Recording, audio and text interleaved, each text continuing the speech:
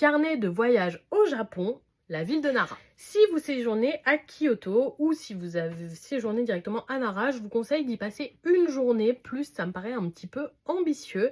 Nara, c'est la ville connue pour ses cerfs, qu'on appelle souvent daims à tort, mais c'est une variété de cerfs qui existe que là-bas.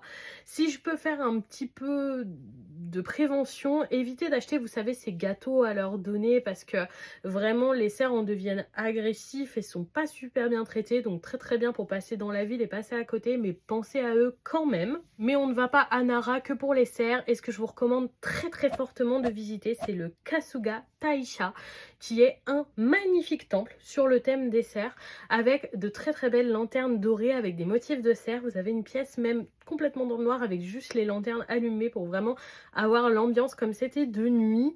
Il faut être bien accroché parce qu'il y a beaucoup d'escaliers à monter pour y arriver, mais vous passez dans une superbe forêt, c'est super agréable, surtout si vous êtes dans des journées où il fait chaud.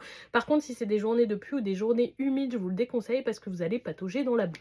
Si vous passez à Nara, ne passez pas à côté de leur spécialité locale, le kakinoa sushi, qui est donc un sushi qui a été mariné et fermenté à l'intérieur d'une feuille de kaki. On a goûté, ça change vraiment d'habitude et je vous recommande de trouver un petit restaurant avec un set de sushi à goûter.